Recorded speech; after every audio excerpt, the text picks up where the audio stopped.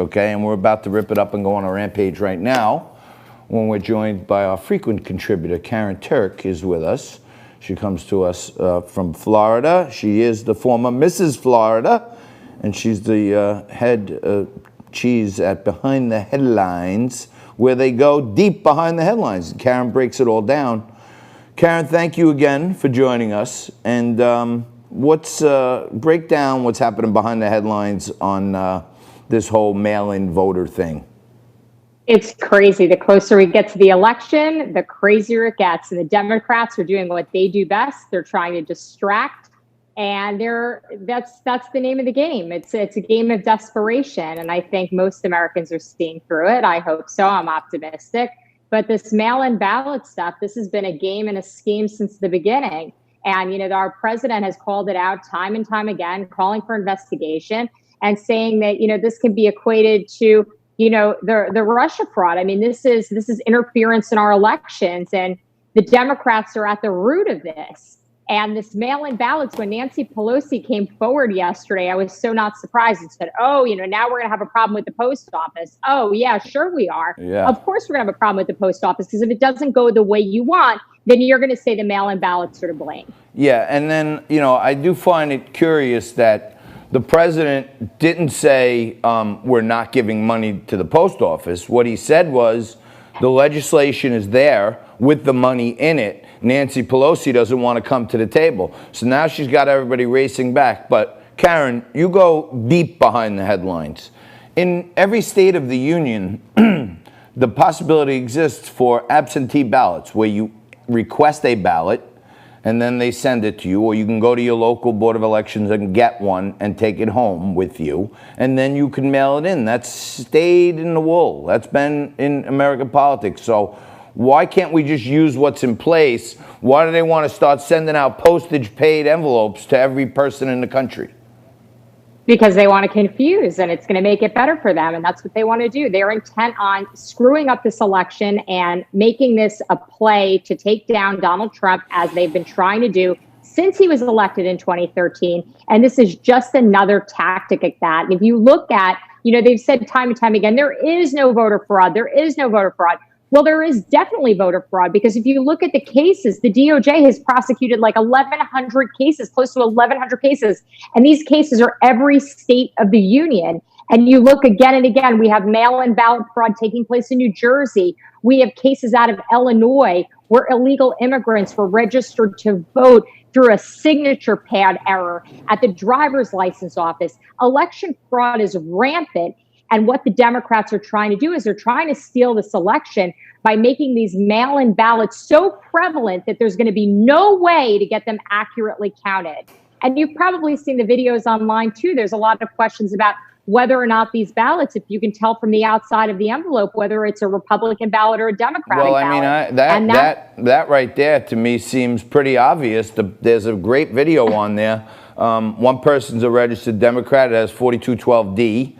The other person's a registered Republican, has 4212R. Not to mention the fact that when you vote, one of the things that's supposed to be your privilege is that it's an anonymous vote, right? So if they have a barcode on your envelope that says Republican, that's like one step closer to basically not giving you the anonymous vote you thought you may have had. And but there's a shocking number. Well, I was watching, I watch the left-wing channels in the morning to get jacked up, to get my juices flowing. And I call this show in the morning joke, because it's a complete joke of a show. If you don't laugh at it, you'd break your television, right? On Morning Joke, they're talking about exactly what you're saying. No evidence whatsoever that there is voter fraud. There is none. And you uncovered tons of it. Tons of it. And I encourage everybody to go watch my latest YouTube, Behind the Headlines TV, subscribe. Watch the latest video on voter fraud, because we uncovered case after case after case after case. It's happening. It's happening every day. It is totally transparent that this is an issue. Yet the Democrats have a hold of the mainstream media, as we know, we talked about so many times before, and they're shifting the narrative to distract and confuse the American public. Yeah, I mean, Donald Trump is saying, hey, I got $25 billion in this bill for the post office, I want to get it to you.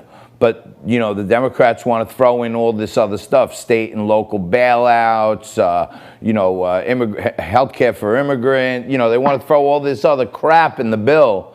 And now all of a sudden Nancy Pelosi, I guess she realizes Trump's got her in like one of these mixed martial arts moves. He's got her like in a jiu-jitsu, because if she doesn't vote on a bill, then he gave everybody their unemployment back through executive order. He gave everybody a payroll tax, and she is the one who's not funding the post office. So I think he did an amazing piece of political trickery here. Yeah, he did, but he's brilliant. I mean, that's why we elected him into office, because he's brilliant. He sees through all of the minutia and all of the lies and things that they perpetuate in order to distract the American public. And Americans need to wake up.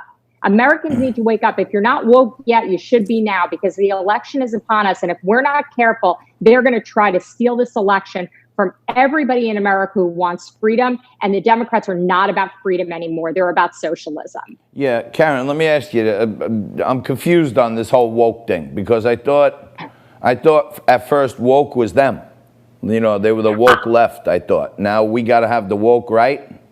We got to be woke. Yeah, we got to be awake. We're actually the ones that are actually awake. The ones that are actually paying attention and the ones that are awake are the ones on the right side of the aisle right now. And I'm very proud to say that I'm woke, because I'm paying attention. People on the left are not paying attention. And if you don't think there's voter fraud right now, and you don't think the Democrats are trying to steal the election, then you're sleeping. So, and in your most recent piece on Behind the Headlines, some of the information you got, there's 1,071 proven cases of voter fraud, which resulted in 938 criminal convictions. So it's like a 90% conviction ratio. So there must be some overwhelming evidence when these people do get caught.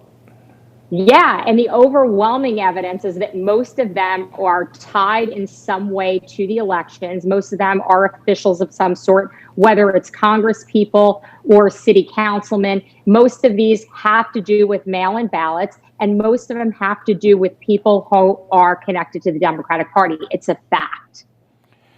It's so crazy. I know I saw one case down here in Atlantic County in New Jersey where the local head of the elections was actually fabricating ballots, like 6,000 ballots or something. He just made them up and filled them in and checked them off. Like, who even has the manpower for that?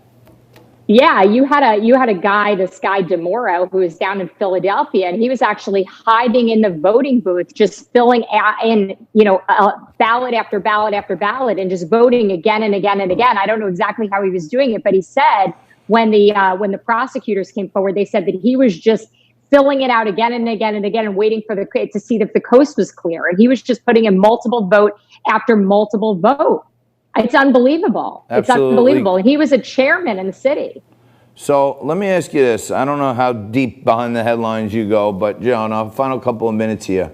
Yeah. You know, I have been trying to do some more research on this whole Epstein, Pizzagate, and all this other stuff. And I do find, a lot of dots that connect for me, okay? And I'm not trying to go all the way down the rabbit hole. But oddly enough, just this weekend, Bill Maher had Andrew Yang and Pete Buttigieg on there, and he started asking them what they think about it and, what they think about this. And I found it strange that somebody almost mainstream like Maher would actually give credence to it. What do you know about this stuff, if anything? I hate that nobody's talking about this. I hate that this isn't more of a topic, because I think a lot of people are ignoring the obvious. And I think there's a lot going on with this. I told you at the beginning, I didn't buy the whole Pizzagate thing, pedophilia in a basement of a pizzeria. It all sounded very far-fetched. But with the Epstein case coming out and the arrest of Ghislaine Maxwell, I realized that there was a lot happening behind the headlines there too that people were ignoring, from Les Wexner, the president of Victoria's Secret, being deeply and intimately connected to Epstein, to just this huge ring. The Clintons, a lot of the Victoria's Secret models. There's so many people involved in this, and it's a tangled web. And I think we all need to pay attention to this too, because there's a lot happening with that story. And I think no doubt about it. It gets to me scarier by the minute when I look at it. All right, Karyn, thank you so much. We got to leave it there. You guys go check out Behind the Headlines with Karyn Turk. She's the best. And thanks for joining us again. Hopefully you'll be back soon. I will. Thank you so much.